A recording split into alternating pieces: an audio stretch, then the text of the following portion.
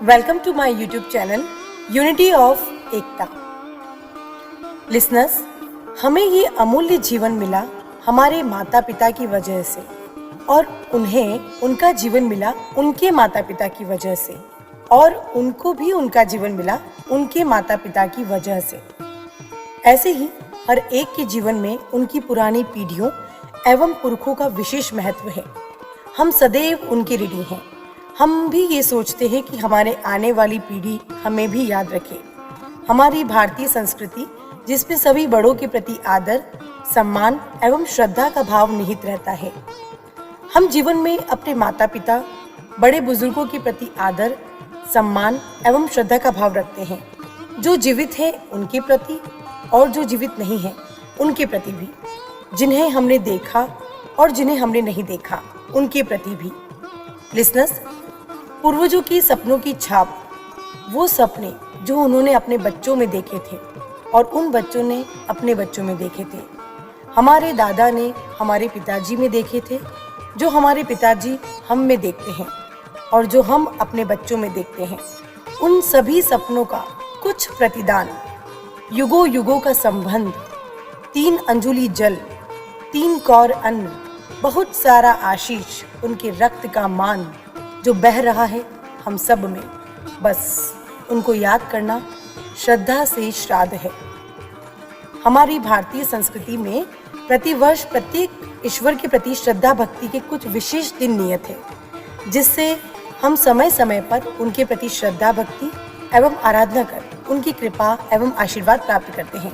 जैसे बसंत पंचमी, सावन मास, जन्माष्टमी, गणेश चतुर्थी, नवरात्रि एवं दीपावली।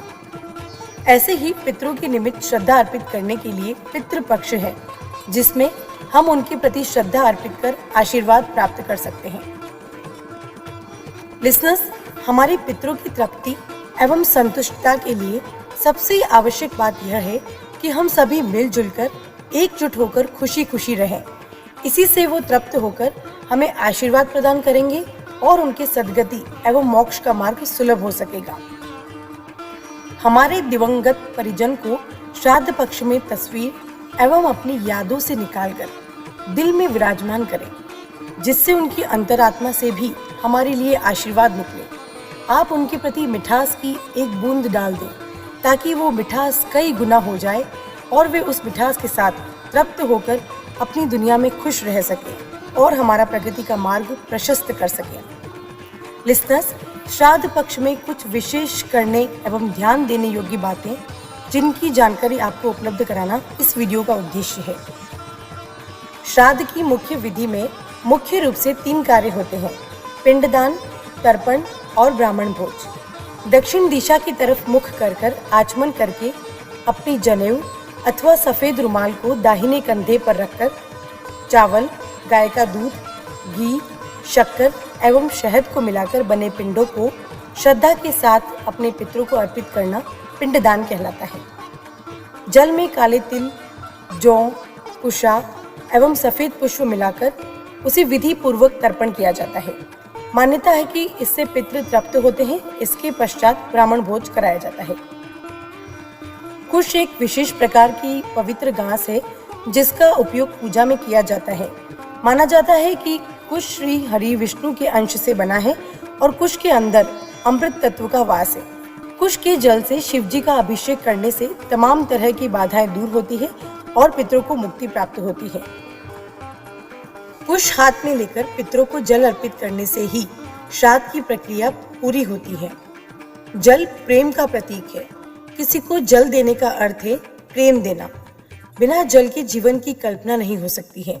जल में खड़े होकर अंजुली में जल लेकर पितरों को जल देना सर्वोत्तम होता है। पितृपक्ष में पीपल में जल चढ़ाने से पितरों को शांति प्राप्त होती है और सूर्यास्त के पश्चात पीपल में नियमित दीपक भी प्रज्वलित करें। ऐसा माना जाता है कि अग्नि में दी हुई आहुति सीधी देवताओं तक पहुंचती है।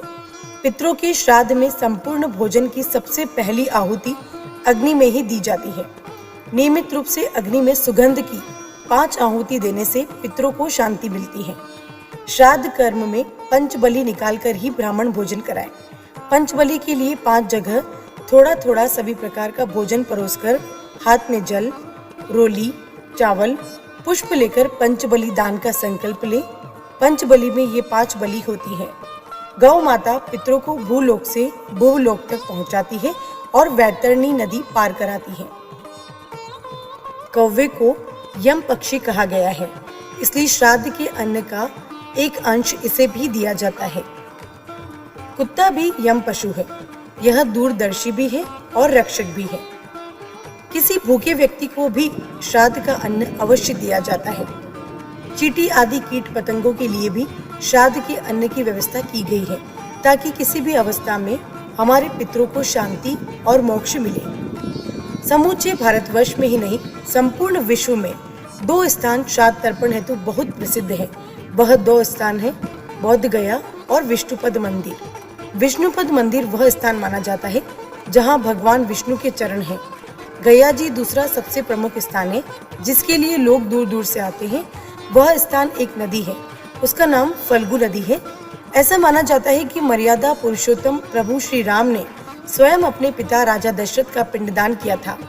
तब से ऐसी मान्यता है कि इस स्थान पर आकर कोई भी व्यक्ति अपने पितरों के निमित्त पिंडदान करेगा तो उसके पितृ उससे तृप्त रहेंगे और पितृ ऋण से मुक्ति मिलती है।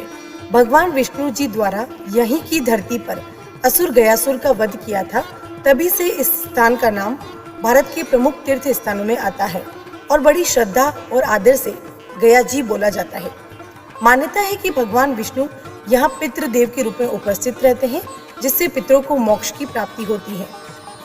विष्णु स्मृति में वर्णन किया गया है कि पितृ पक्ष में दिव्य वृक्ष लगाने का विशेष महत्व है, जिसमें तुलसी, अशोक, बेल, बरगद, पीपल को लगाने का महत्व माना गया है। श्राद्ध 3 पीढ़ियों तक का किया जाता है। इन वृक्षों के लगाए जाने से जैसे जैसे वृक्ष फलते फूलते हैं, आने वाली पीढ़ियों पर ईश्वर कृपा बनी रहती है और पितरों का आशीर्वाद प्राप्त होता है। देवव्रत भीष्म चूंकि निसंतान मरे, अतः श्राद्ध तिथियों में उनके नाम का तर्पण कौन करेगा? यह प्रश्न तत्कालीन समाज व्यवस्था के सामने था। सभी ने उनकी इस व्यथा से अपने को जोड़ा।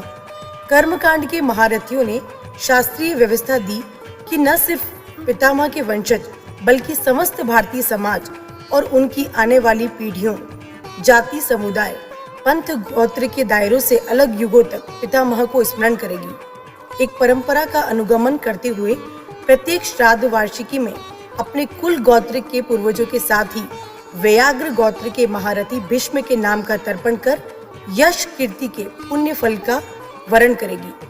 उल्लेखनीय यह भी है कि तर्पण की भीष्मांजलि के बगैर श्राद्ध संस्कारों की पूर्णता नहीं मानी जाती। सर्वपितृ अमावस्या सर्वश्रेष्ठ तिथि है। जिन मृतकों की तिथि ज्ञात न हो या भूल चूक से जिनका श्राद्ध न कर पाए हों, उन सभी का श्राद्ध इस तिथि को कर लिया जाता है। इस दिन किया गया श्राद्ध उतना ही फलदायी होता है जितना पवित्र तीर्थ गया जी में करने से होता है। श्राद्ध में गाय को भरपेट चारा खिलाने से भी पितृ प्रसन्न होते हैं। श्राद्ध पक्ष में श्राद्ध का समय दोपहर 12 से 1 बजे के मध्य उपयुक्त माना गया है। पंचबली के पश्चात ब्राह्मणों के चरणों पर जल के छींटे लगाकर रक्षक मंत्र बोलकर भूमि पर काले तिल बिखेर दे और ब्राह्मणों के रूप में अपने पितरों का ध्यान करना चाहिए। साथ ही ध्यान करें कि यहाँ संपूर्ण यज्ञेश्वर भगवान श्री हरि विराजमान है, अतः उनकी उपस्थिति से यहाँ की सारी नकारात्मकता तुरंत भाग जाए। इसके बाद ब्राह्मणों को गरम गरम भोजन कराएं। श्राद्ध में नमक कभी नहीं देना चाहिए। श्राद्ध में ब्राह्मणों से यह नहीं पूछना चाहिए कि भोजन कैसा बना है। जब तक ब्राह्मण मौन होकर भोजन करते हैं और भोजन के गुण नहीं बतलाते, तब तक ही पितर भोजन करते हैं। श्राद्ध के भोजन में तिल अवश्य होने चाहिए। तिल ज्यादा होने से उसका फल अक्षय हो जाता है। ब्राह्मण भोज के पश्चात वस्त्र दान एवं दक्षिणा दिए जाने का विशेष महत्व है। श्राद्ध के दिन श्रीमद् भगवद गीता के 7वें एवं 11वें अध्याय का महात्म्य पढ़कर फिर पूरा अध्याय पढ़े। उसका पुण्य फल पितरों को अर्पित करने का महान पुण्य बताया गया है।